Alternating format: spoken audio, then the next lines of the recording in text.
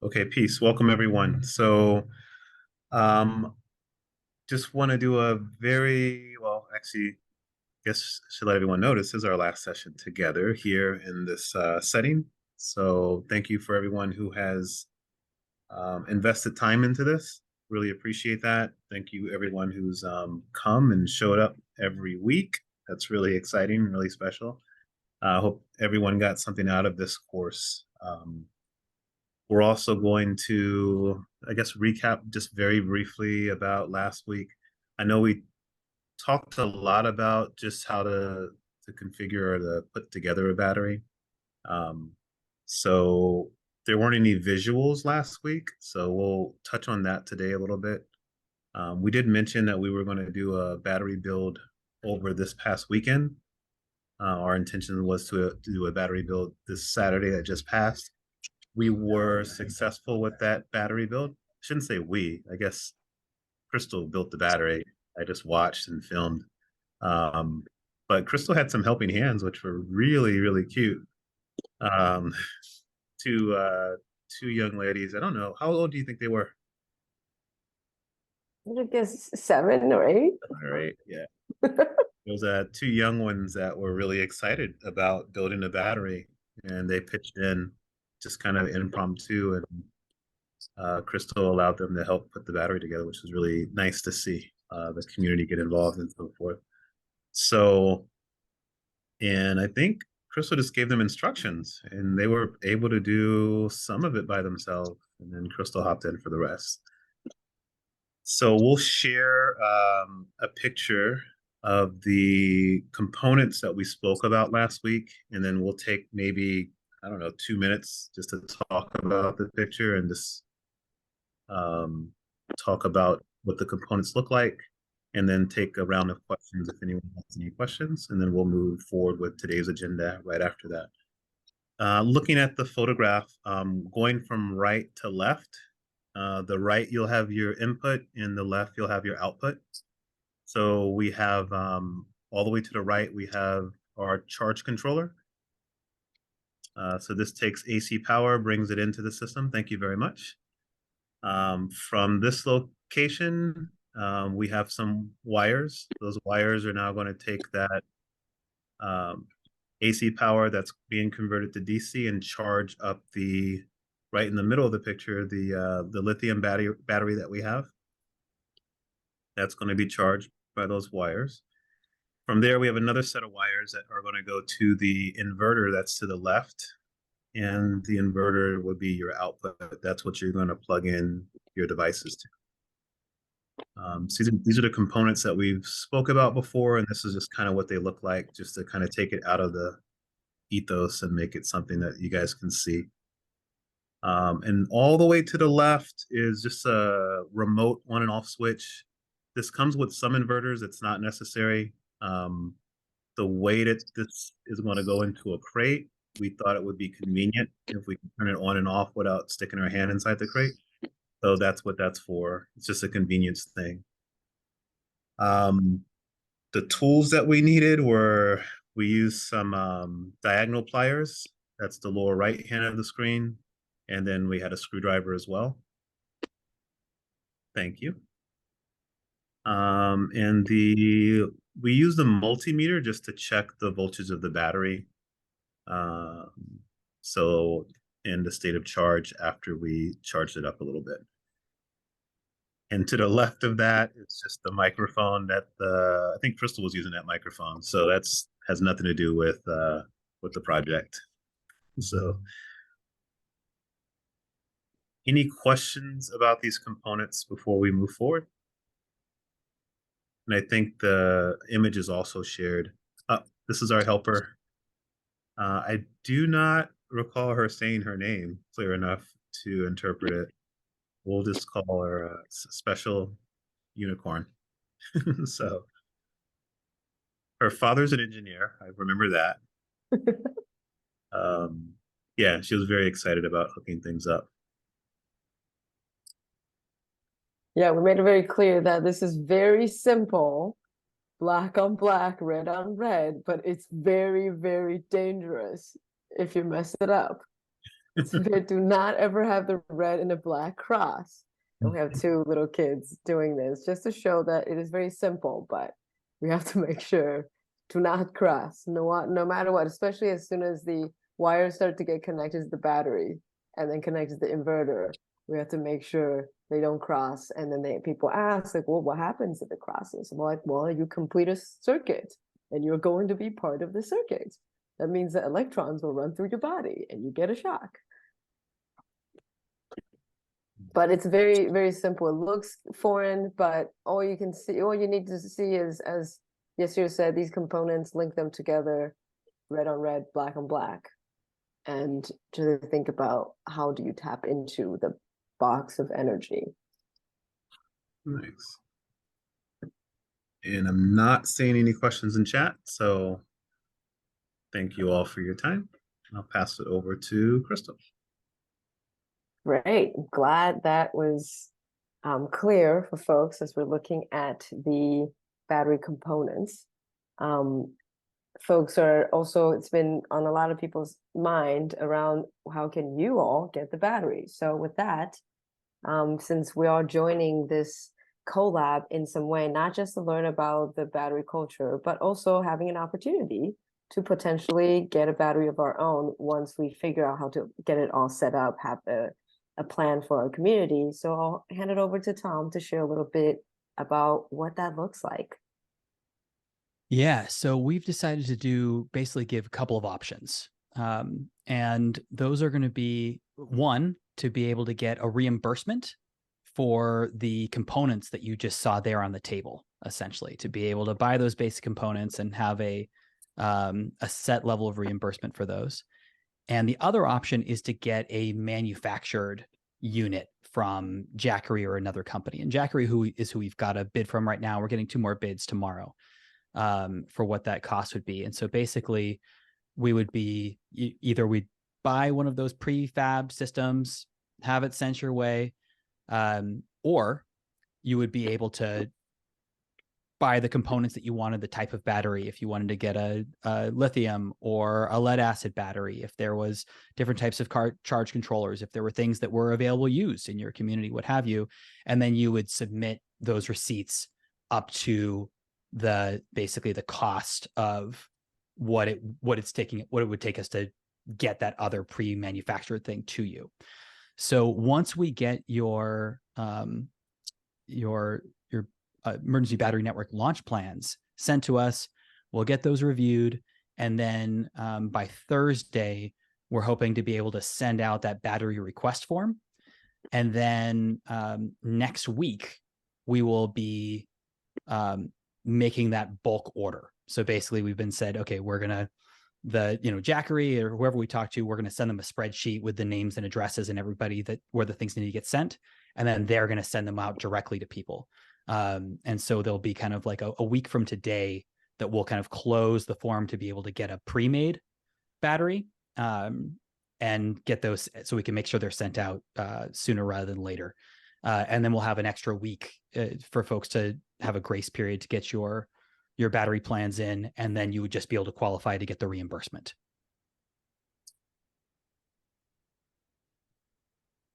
Any questions?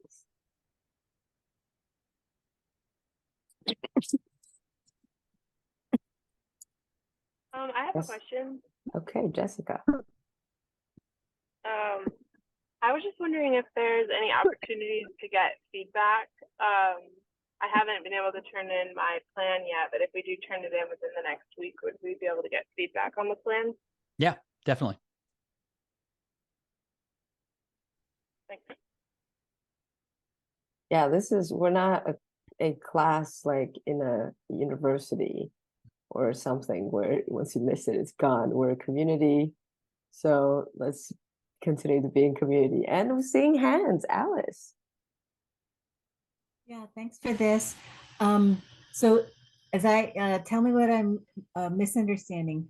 We only need to turn in the template right now, but then do we ourselves need to fill out all the other the community agreement, I forget what the other three, there's 3 other forms, or do we have to get all our other community members who are going to be part of this to do all the forms before we get the battery or No. So creating the plan, I wanted to put those, like some groups are already kind of moving ahead, right? So we wanted to make sure they had the templates to be able to make copies and create those documents and submit that as part of your plan. And if you're ready, if you know like what your thing is going to be called, if you want to start doing that customization and include that as part of the plan, like that's great. As far as, but this is a plan. So we're just asking you to like think through your plan, think about who your initial collaborators might be, some of those people that we were encouraging you to reach out to and talk to over the last couple of weeks, and think about what the scope is going to be. And I think we might actually go through some of these questions right now and work off of some of the applications that have already been sent in. But once those plans are in, and if you actually put a good faith, put your answers in as much information that you have, we're then going to go ahead and we can send some feedback where we think there may be some place where you could add additional things or other things to think about. And then we'll also send out that battery request form, which is then what you would fill out to say, okay, this is my name, here's my address, this is where we want this stuff to be sent. I'm choosing to get the pre-made battery or to be reimbursed, and we'll collect that information from you and then we'll send out the battery. But you don't have to worry about having like all of your members said or any of that stuff. Like that's down the road. And in the launch network plan, one of the questions is, like, what is your plan to be able to get started over the next 1 to 6 months, right? So that includes starting to do some recruitment, like doing whatever else. We're not expecting you to be 6 months down the road today. Got it. Okay. And then last little thing is, how do you normally track or monitor or keep, do we have to be the keepers of the forms? Everyone signs a community agreement, right? Mm-hmm. Everyone signs a whatever form it is. And then there's one person, do we have to be the holder of this? Or do you just load it on a shared Google Doc and everyone has access to them? Or what's the normal or suggested procedure? Seems like a lot of, tracking all these things. Yeah, so the way we do it, we have a group of organizers and we keep all the forms in one place. And then we make everyone, so let's say I'm the person that's interacting with someone who's borrowing or using the battery. I'd collect the form and then I'd make all the other organizers also aware that, hey, this battery has been loaned out to such and that's where it is. So when it comes time for collecting or reconciling, and I may not be here, everyone's aware of where the battery is, what the battery's doing, and so forth. But those forms, yeah, we keep ourselves and we keep in a database ourselves. Okay. Every community, again, I think will be different. We're just giving you the overview of how we have chose to do it here.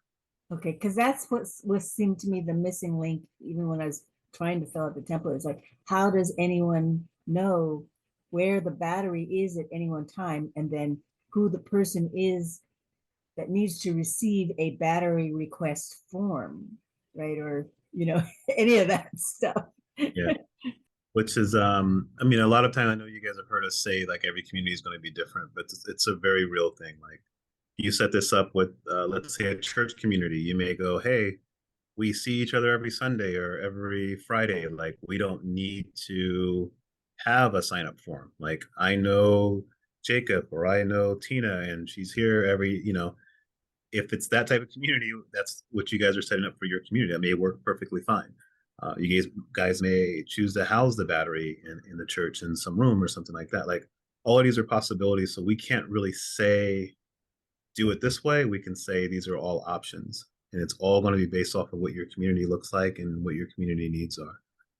So we're a little detached from each other, but we're close enough. So we communicate. We know how to get to each other's residences if we need to. So this is what works for us. I think Alvin's hand was up. Yes, thank you. I was trying to see how I could get into the document. I think there was a problem with me getting in there. It was asking me to ask for permission. I'm not sure why, but I couldn't get in there to do anything or any filling out of any other questions. Yeah. So that was the we were just asking folks to make a copy of the document because otherwise it was just a shared document that everybody had. Gotcha. I will say, I'm just going to put the link in here. Crystal just today taught me a great trick that if you put the word copy at the end of a Google Doc, like after the /, it allows anybody to make an automatic copy of that document when they click on it. So instead of having to make your own copy, it just automatically goes to an editable copy that is yours. So all these years using Google Docs, and I did not know that one. So thank you for that, Crystal. We're all learning here. And if you click on the link I just put in the chat, you should be able to get your own version of that now. Thank you. And then you just want to retitle it Mhm. when you submit it. Okay, great. And Meredith has a question. Thanks for love. So just deeply excited to dream and build with y'all, and deeply grateful that y'all been building this community support network, and also just offering a seed in terms of security culture when we're gathering each other's like information, like personal information too. One of the things that we've done that, you know, just ongoing is what is the bare minimum of information that we actually logistically do need in practice to be able for this project. Like I don't need to ask someone for their social security number or item number or their like grandmother's address or their password for their thing, right? So do I need phone number, email? Do I need their physical address? Do I actually need to know that, or do I just need this? And I say that, and also like, where are we storing this information? So Google Docs, Google Forms is really accessible for a lot of people. And so like that's really important in terms of access. It's also really accessible for law enforcement and all of the things. And so where are we storing? Also, like for our folk, a lot of our neighborhood, our grandmamas 60 to 90 years old who do not have access to smartphones, let alone the internet. And so also like hard copies. Do we have hard copies that we keep someplace, or do we have hard copies available for folk as another accessibility thing, and then we go and type it up into a form? Do we keep that in like an encrypted thing on the cloud? But you know, there's other like Tresor, for example, or Proton Mail, right? Like Proton Mail is one of the in terms of encrypted email, is one of the ones that's really lifted up. I use it, it's fantastic. They have a new like Google Docs, but encrypted. It's a little clunky, right? I used a previous one that doesn't exist anymore. So both like if other folk have an encrypted file sharing thing that they found that is fabulous and accessible and all the things, just a request. If you have one, would be grateful, because we've tried a bunch and it's a little clunky. But also just that internal question. And I say that because like with batteries, we also use those, we use them a lot. The ones that we already have access to, we use them after hurricanes, you know, for ventilators, for keeping a mini fridge, for like keeping insulin cold. But also we use them for mutual aid spaces, which have meetings or planning things happening in our community. We've also used them as the PA system for protests. We've also gotten like, there's federal felonies for conspiracy stuff about planning protest actions in our community that are going around. And so when we're thinking about batteries, that may seem really disconnected, but it's also like we've gotten charges for having medic kits, you know, like mutual aid being criminalized actively. So not to dive too deep down that rabbit hole, but just what is the bare minimum of information that we need to logistically work? And then also, how can we be really respectful of these people that we love and not putting them at risk for how we keep and store that information.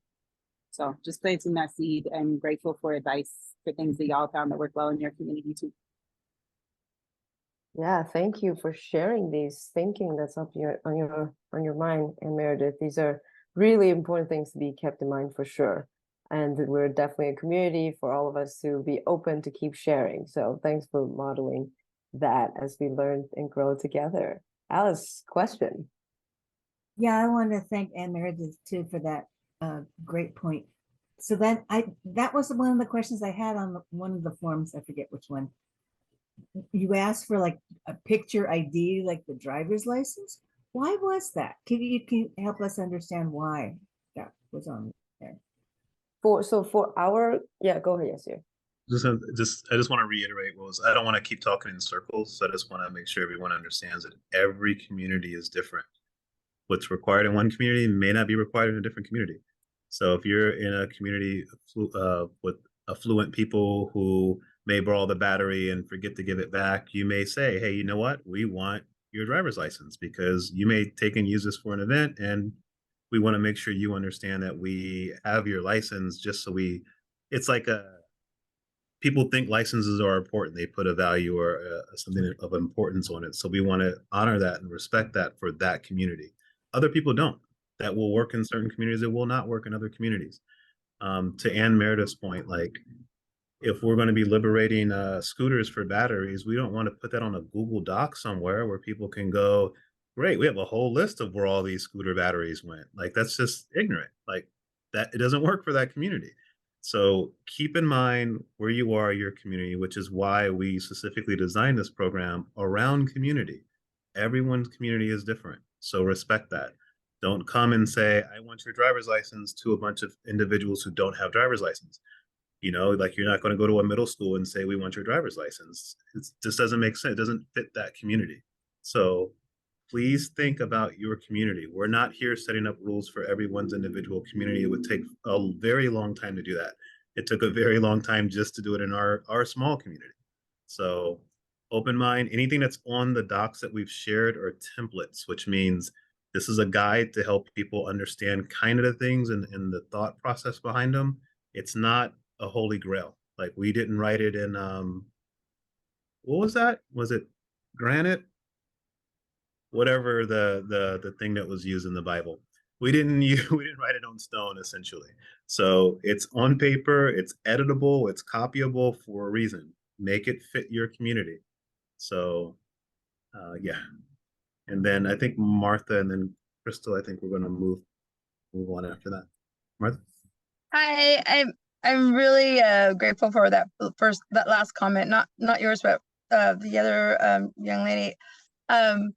Just the idea that, and yours as well. I mean, just looking at the way, like you said, we're all different and we all have different ways of running the show. But, if we're looking at even just like best practices or even guidelines, then those things are things that we may have to consider, right? But in each community, I think that like, your peeps and then I don't know. I think we've been through this kind of before in other things that we've done, because otherwise we wouldn't be in the spaces that we're in, because we've been working with community. So, I wanted to, but the one thing that I did think was really important is the fact that there are people that, I look at things like the National Defense Act of 2012 and the idea of, kind of getting lists together of people that have access to resources is kind of scary, so the idea of giving information out is still kind of one of those things that we're wary of, without sounding like conspiracy or whatever, but it exists, and if you read it, then you're like really tripping out on it. But for me, I want to open the document and it keeps telling me access, and when I click on it or I tap on it, it says copy text, and I copy it and it doesn't open it for me. So can you give me a heads up on how to do this? Because yeah, can you just reload it? Click to reload, because you should have access now. I think anybody who didn't have access before should have access now. All right, and that's basically it. I just look forward to us being able to learn more about how to build those batteries in our communities. And after we get this initial battery, like there's another extension or other program that you also have available for at a larger scale, right? That's kind of what I wanted to ask questions about. If you were Yeah, going to go over that. around at Shareable or with People Power Battery Collective. Yeah, that the bigger project that you had, like for, you know, with the larger organization, because I mean, like my idea is that I'm gonna take this and I'm gonna go to like city council. I'm gonna go to like different orgs and tell them, look, this is something that's available to you. If you're interested in getting on this, like get on it. And if you're not, then it's gonna happen regardless. And there's folks that are gonna want to have that.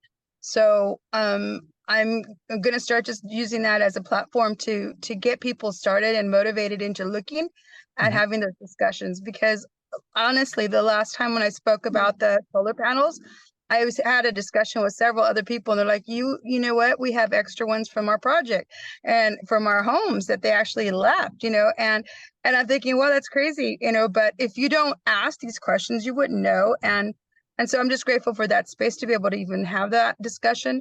But if we were able to have something at a larger scale, longer term, where we could collaborate with your organization and maybe have you even present in our community, that would be really, really exciting, because you know, I can only narrate or even kind of regurgitate some of the information, but there's no way that I would even come close. And I think it'd be so awesome to be able to bring this to our community and have like y'all experts talking to people that really can make this happen at a larger scale. So thank you. Yeah, thank you. We all exist, whether we know it or not. We all exist at the strength of our relationship. It's the smallest unit of life is relationships. It's no one single cell can exist on its own. It's a relationship of two cells, relationships of two organisms, two humans, and the multiple combined together. So the most important thing is how are we tending to our relationships with ourselves, our communities, and of each other across the country. So let's keep in touch as we go beyond this 8-week course or collab. And so the way we're going to be spending our time together for the remaining is to kind of just do a review of how our time has been spending, any outstanding questions we might have before we kind of go back out to outside of our cadence of meeting every single week, how we want to continue to be in relationship with each other as we continue to be or as we begin to tend to the seed that we planted or we begin to plant in our community about setting up a battery or emergency battery or a community backup power supply. So that's what we're hoping to accomplish for today for the remaining 30 minutes. And with that, I am going to share my screen real quick, just to do a little recap of why we came together. 8 weeks ago, we came together for the first time with this excitement around an emergency battery, thinking about how we can come together as a community, learning from the People Power Battery Collective in the San Francisco Bay Area, the land of the Ohlone people, through the process of developing community backup power supplies, sharing our experience. For 4 weeks, we looked at, we started with looking at thinking with community, talk a lot about thinking outside of the box. We look at understanding batteries and looking at what kind of batteries are out there and what are some social and political concerns that we need to be aware of around batteries, and how so that we can navigate the contradiction to meet our community's needs immediately, and looking at infrastructure and logistics, looking at People Power Battery Collective's experience and what it means to understand the difference between logistical needs versus logistical wants, so then we're not wasting our time spinning in circles. And then we also spend some time experiencing building collective culture and operations, sitting through just thinking through questions we have and practicing how we can hold questions, hold differences and opinions as we reach collective agreement in diverse viewpoint, and how do you hold that space. Our objective throughout this past 8 weeks was to reach these 3 things. We're hoping that now we're reviewing now we're at the final week, that you feel activated to set up community backup power supply. That we hope that at this point that you are able to organize and host community meetings around battery sharing, and also to be able to make the connection on how to use the tools to organize more sharing resources. So it's looking at this not just about battery. And the whole concept we just talked about around the launch plan is to help you implement a lot of the sessions and the concept that has been shared over the past 7 weeks. And we're hoping that we get a sense of what that will look like in your community. And the idea here is to kind of just review the launch plan, because in many ways it is a framework for you to kind of think about what this could look like in your community. So I'm just pulling up the launch plan document, and I'm going to share my screen again. So as you notice, for those who've been making copies of the launch plan document, you'll notice that there's some yellow highlights. These yellow highlights, which is, I wanted to make space for people who's already submitted a launch plan to kind of share what you've tried and what your thinking is, and we can all hear from each other.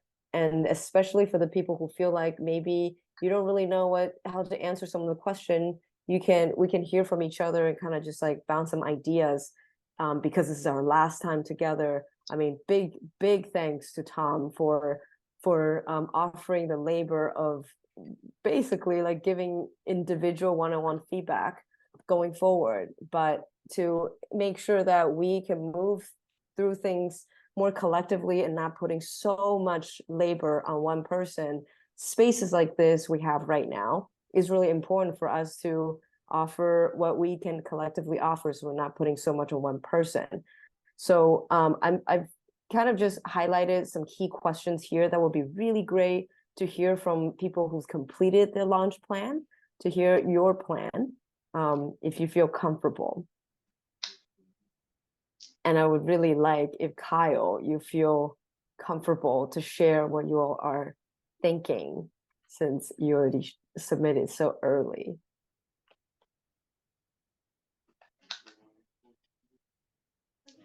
Well, hey, happy to, Crystal. Thank you. Yeah, we're a bit different.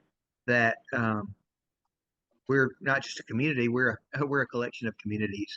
I'm the program and policy director for Alabama Interfaith Power and Light, which of course is state-based, and the People's Justice Council, which is mainly Southeast U.S., but really national and international in scope. And we are just wrapping up our first federal grant, something we call From Resilience to Restoration. And this emergency battery collab is perfect training. It's just what we need for sharing with the frontline communities that we work with. This was a Gulf state-oriented grant, but we're actively seeking monies to take it the Gulf South to the whole South. But we have existing Gulf partners in Florida, Alabama, Mississippi, Louisiana, and Texas. And so, yeah, we want to do what y'all are doing, replicate this program, make it available, push it to our state partners, and if we can escalate and make it scale. And yeah, I'm really excited about your library of things upcoming collab, because that's something else that we're very interested in for a restoration plan. If you're wondering what From Resilience to Restoration means, is what we're all doing resilience work. We're all tired of doing resilience work. We get right down to it, because telling frontline communities we're here to help you become more resilient is kind of like saying we're here to help you roll with the punches. No, we've got to stop pummeling our frontline community. We've got to move from resilience to restoration. Like the wise coach says, you can't win if you play a purely defensive game. And this is restorative work here. So I will leave it at that. Thank you. Yeah, and thanks for starting by naming that you're a very different situation, because in many ways we are all very different, and it would be really great to hear from Kyle your experience or your expectation of how you will be engaging and inviting your members to participate in the work, given even in your case of being so wide? Like, what would the outreach plan and strategy look like? What are some strategic partners that you're thinking about working with? Are there any existing communication method that you already in community with each other where it could allow this battery sharing work? Yes, indeed. So from resilience to restoration is a three-tiered system. And I'll put a link in the chat for those of you that want to explore it further, because we've developed a national resource using this really cool online tool called the Brain, among other things. Of course, we've got a web landing page, and then this tool called the Brain for the deluge of information, and really looking at three kinds of restoration: ecological, economic. Of course, when you're talking frontline communities, we're talking economic elevation, not restoration. And since we're both ALIPL, PJC, interfaith organizations, we've got an ecumenical or an interfaith component, because our typical partner at the local level, I say it's three tiers. So there's National Resource Online, there's our state hub partner in Florida. It's Unitarian Universalist Justice Florida, for example, that is operating state hub there. But our real focus is on frontline faith, houses of any faith, because we're an interfaith organization. And we already know that houses of faith and frontline communities operate as resilience centers. They are doing so much important work, both in disaster prevention and recovery. And again, we want to shift that focus from resilience to restoration. So, thankfully, with our Gulf states, we're considering our first cohort of partners. We just wrapped up an 18-month grant, funding from the National Academy of Sciences, Engineering, and Medicine. So we've got frontline partners like in Jackson, Mississippi. There's a Unitarian Universalist church there that's heading up the work. And y'all have all heard about the water issues and many other problems in Jackson. So we would, talking about scaling, we would just replicate y'all's wonderful model, share it with the Unitarian Universalist Church in Jackson, and let them operate as the local library for batteries and tools and whatever. Thank you for that, Kyle. And I think it's really, I mean, for me, I will say that hearing Kyle's story, I immediately want to feel like, oh man, it'd be so great if we could just reach out to the houses of worship in my community to start thinking about scaling, to start thinking about bigger size. But I have to tell myself from my experience that it's really important to think about what is my community's logistical wants versus my community's logistical needs. So I'm not going to be getting so excited about now I have to rely on trying to figure out how to build this relationship that I don't currently personally have within my community of people who are actively looking at a battery. Really thinking about what the existing communities look like, so then we're not trying to start from scratch to try to figure out like, oh, talking to so-and-so type of network of people would be really, really good, but I only know a few people, let me talk to my council members. Like, this is not running a campaign. What we're trying to do is to meet the needs of our community. So if we're talking about you're playing music with your friends for every Sunday for the past 20 years, those are your community. It doesn't matter if they're justice centered. It doesn't matter if they're political. It doesn't matter if they're at the size of a house of a worship or some community center. The point is, if you have a group of people you're actively gathering together who understand that, yes, we are the people who we need to count on, that is the best place to start. So really want to encourage you to think about what your community is, like what we walked away with session 2, thinking with community, and think about how we can, when we're filling the launch plan here, try not to be so ambitious. We're not writing for a grant here. We're a community trying to support each other to set up achievable infrastructure so that we can have emergency battery. The Shareable is not here to be a grant maker. So There's no serious deadline where, oh, did you miss the deadline type of thing. We are here to help make sure we share what we know together, so that we can get smarter, so we can start building the alternative that's required, so we can take care of each other. So I'm seeing that we have about 15 minutes left here. I hope that this part of chatting here helps in hearing from Kyle's experience, helps you think about what your logistical needs for your community really looks like, so you can think about what's a realistic and achievable outreach strategy. Think about what are the programs or the way that you're already communicating within your community. You don't have to start a new thing. We're not here to sell your thing to a funder at all. What are some strategic partners that you're already talking to? Maybe it's your neighbor, maybe it's your mom, and that is great. We don't have to find some city member or some big coalition to like co-sponsor for you. We are not doing this for funder. We're doing this for ourselves. And what are some resources you need, and what are some timelines, so that you can have something to follow, so that you're not trying to chase after something so big that it becomes really overwhelming to go through. And that's what we experienced. We felt like we have to come up with this really perfect blueprint that works for everyone, and we just kept going into circles. And that's what we shared in our storytelling session in I believe the session 4, talking about logistics. So we share these sessions, our learning through the sessions with you, hoping that would be really helpful for you to think about what your launch plan would look like. If you feel the need to go back to the recording, it's all stored on Canvas. And hopefully this will be helpful for you to think about how to make it all happen. I would like to transition us into try to see what we can do as a community and what are some thinking. But Anne, Meredith, if you want to say a few words, we could about that. Great, because we're about to get into community. But Tom? Yeah, well, I was just say, and one thing beyond just the videos and everything being linked on Canvas, we're going to be pulling together, all of the transcripts from the working sessions, lists of resources and materials, and putting together a toolkit, basically based on this, that anybody, whether they were signing up for the Canvas or not, will be able to use moving forward. So we'll have that published on Shareable. Of course, we'll share it with the Battery Collective to work with it as well.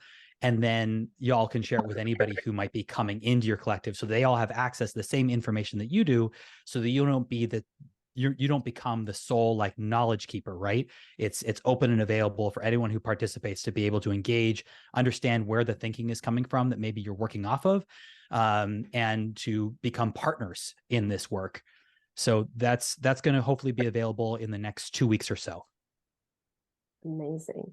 Thank you, Tom, so much. And big thanks to Shareable, really, for really putting in the labor to make this available for all of us. I mean, all of you too, you're all here putting in love to make sure this could be something happen. So how can we make sure our dream can continue on, so it's not just going back into our own silo? And this Canvas space is in many ways created for us to continue, but it can only continue at the strength of our relationship with each other. So maybe we can take some time here together to kind of just open up and see what kind of supports you're willing to put out to the community here, and what does a peer support look like. I mean, Anne Meredith just model a lot of just sharing some thoughts and thinking, and how do we continue doing that if we're not meeting together every single week? What does that look like? What are some ideas that folks might have? What are some offering that folks might have? I'll pause here and see if there's anyone who might have anything you'd like to share in terms of anything you'd be willing to give to this community. And then we can start looking at what does a peer support look like moving forward, given that we have this amazing online platform called Canvas, and how do we want to continue on in Canvas or outside of Canvas?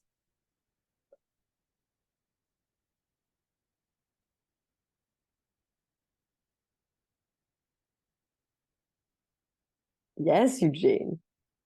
Yes, well, since I've built over the years a number of milk crate power packs with batteries of various sizes up to 100 amp hours. I volunteer to offer tech assistance to anyone who needs it in the future in building their battery boxes and or operating them and maintaining them.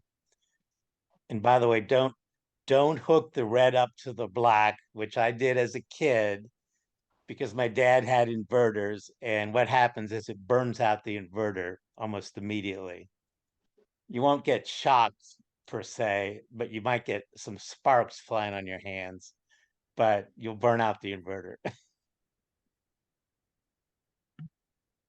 So safety is very important to make all the users of these make available some kind of a checklist that can be taped to the milk crate that can be followed. Thank you for that wonderful offering, Eugene. Do you have a suggestion on what's the best way to tap into you? Is it email, or are you able to commit to being on Canvas? Like what would that look like? Yeah, email is just eugene@wgrn.org. That's the radio station, our community radio station in Columbus. So we can broadcast to the city what we're doing here, you know. And I'm going to put it in the chat, my contact information. Tom has it also. And I was going to say, actually, just so that it lasts beyond the chat in this meeting, if I have just recently opened up an offers and needs discussion forum on Canvas. So that's available right now. And so Eugene, if you'd also be willing to just put that in as the first post in the offers and needs so people can have a place they know they get to come back and catch you at. Oh, great. Okay. Any other offering? And you don't have to feel like you have to know some magical stuff. Even offering your presence through this journey that's actually much bigger than anything, really, because again, we're only at the strength of our relationship.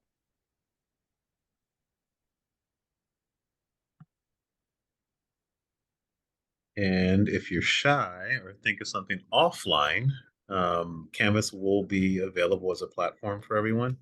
So, if you can't think of something right now, or you feel like there's another way that you can chime in later, hop on the Canvas and post it. Say, hey, you may run across some materials. I think there was someone on the last call that said it had all these solar panels that have just been sitting there. So you may run across something that you think the community may need and be able to post it there as well. So, or running across a grant or something like that people may be able to tap into. But yeah, Canvas would be a good platform. It's open if you guys want to continue to use it. So I'd love to just get a feedback, just to get a sense, like, is Canvas feeling like a realistic, achievable place for this to continue to be supportive of your dream of a emergency battery in your community? So let's get like 1 to 5, just drop in chat the number 1 to 5, like 1 being like, yeah, nah, I'm not gonna be on it at all. I know that. 5 being, oh yes, I'm gonna be there. See you there. 3 being like, yeah, I think I will. I'll be probably observing. Okay, I'm seeing 5 and 5. Open 5, 5. And there's no judgment. It's important for us to get a sense of where we all are. There's no pressure to make sure you have to be a 5.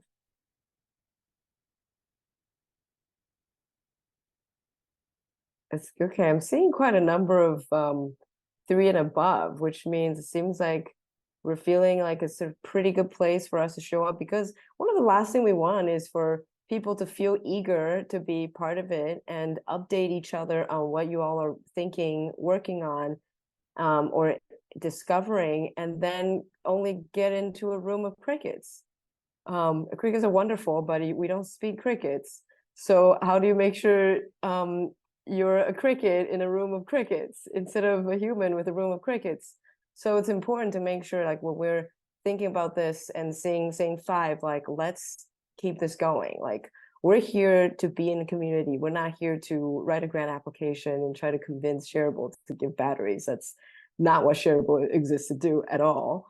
We're here to share. We're here to come up with solutions and come up with alternatives and move away from this this structure that we've been told that is so different from the way our ancestors been going, and how do we remember that relationship moving forward? So it seems like we have quite some alignment around showing up on Canvas and keeping each other updated. Folks are definitely sending out launch plans to Tom, but it'll be really great if we can share a little bit of summary on Canvas, like what you're working on, kind of like what Kyle did verbally, but what if you can share it on Canvas so we can kind of hear from each other what kind of ideas are out there? Because remember, we are all so different. And think about when you hear about other people's idea, that doesn't mean you have to do the same thing too, but just know that you are not alone. Now think about who are the people that you can keep sharing these batteries with, so that you can share your stories. Because if you have a community of people that comes together every Sunday and play music for 20 years, I am so jealous. And I am so much more jealous about that than a network of hundreds of people, thousands of people across the state, but we're not actually meeting together. We don't even have a clear means of connection when we need help. So really think about what is the strongest relationship we have, so we can take care of each other. So with that, I would like to transition us into closeout words before we go into continuing our commitment to our relationship and keeping this energy moving forward, even if we're not meeting together every single week anymore. So I thought it would be good for us to invite into a 3-word closeout. What is, just kind of think about as we're closing, we have 4 minutes left before the top of the hour. What is the 3 words that come to you from over the past 8 weeks of coming together every Tuesday evening to engage with each other, learn from each other, hear about how the Battery Collective and the People Power Solar Cooperative in the California Bay Area has done, and hear experience from other people and ideas and thoughts and perspective from folks? Like, what is 3 words that encapsulate what that experience looked like? And I would really love to hear your voices, because we're departing. So if we can just put our voice in here and taking turns. I mean, it's not a whole lot of us here, so I think it's okay to just pass it on, and I'm happy to model it. And then maybe we can have Yasir close for us. So Yasir will go last. And I will start with think outside the box is a key for me. And with that, I'll pass over to Anne Meredith. Thanks, loves. Breaking bread, sharing stories. That was makes the world go round. Arissa, how you doing, love? Hello. I would say grow where you are. That's more than 3 words. Who would you like to pass over to, Orisa? Oh, I'll go with Anita. Anita. Maybe Anita's looking for the mute button. Oh, we could pass over to Kyle. Hey, I just put mine in the chat, but as my boss likes to close, peace, love, and light. Of course, light is synonymous for emergency power here. Mm-hmm. Would you like to pass over to? I'll pop it to Eugene. I'd say motivated to get back to community. Lots of hyphens there. Yeah.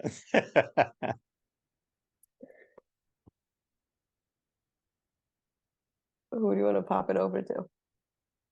How about Philip?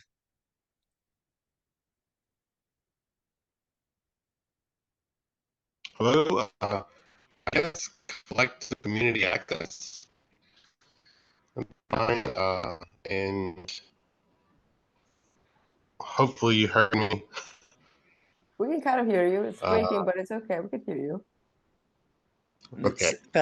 Repeat the words again. Sure. Collective community access. And I'm not sure who hasn't gone yet. Rachel or Jessica? I can go. I put it in the chat, but I said little by little. Feels like a lot of little steps over the past 8 weeks have added up to quite a bit.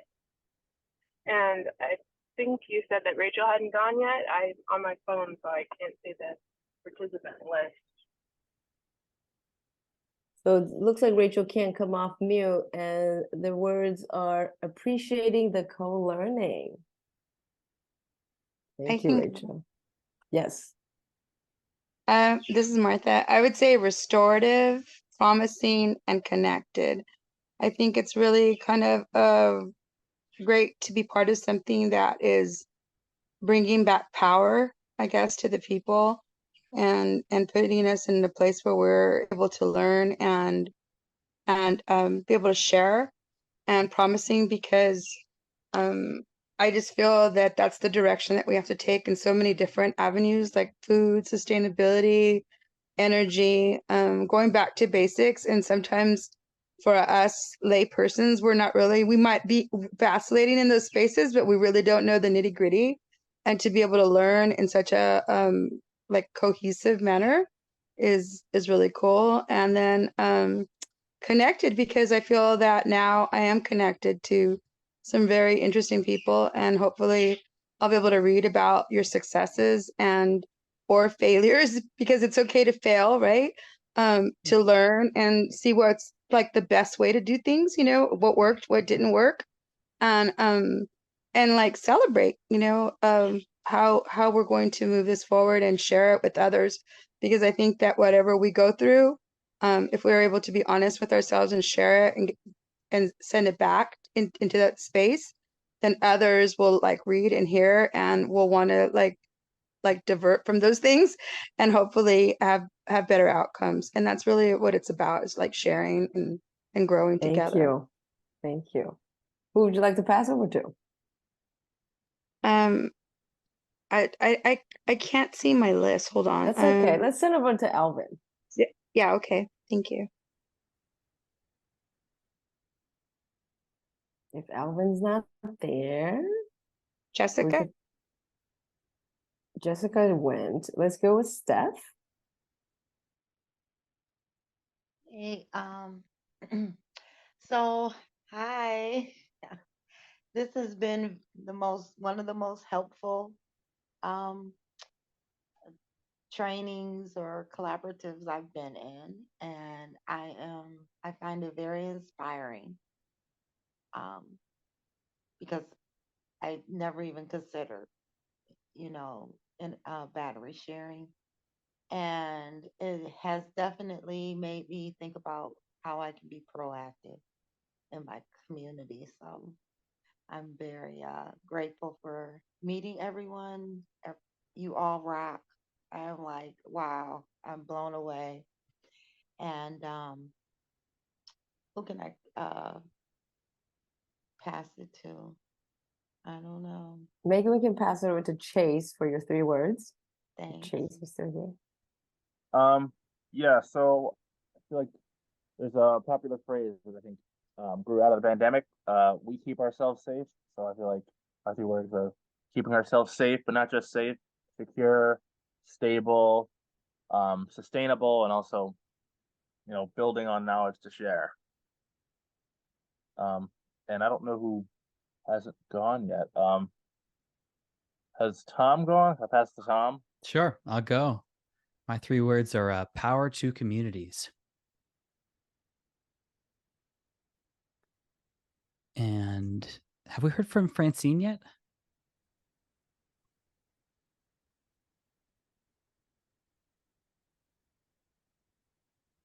Not yet. Mm-hmm. Sorry. Can you repeat the question, please? Yeah, just 3 words. How was the last 8 weeks for you in 3 words?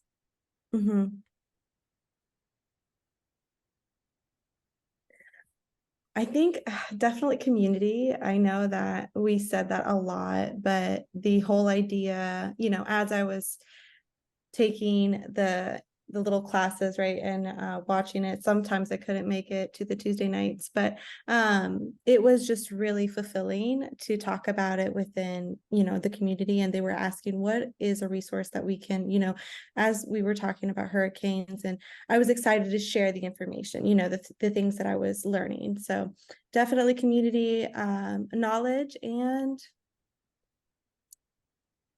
I guess battery. Thank you. Alvin? Thank you. Connectedness, empowerment, and resilience, I think, are 3 words that come to mind.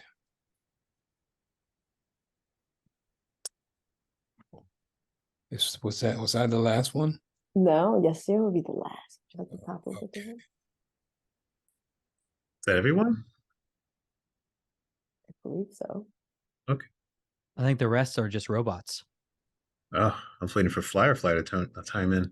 I'm going to say aloha, which encompasses love, peace, and happiness.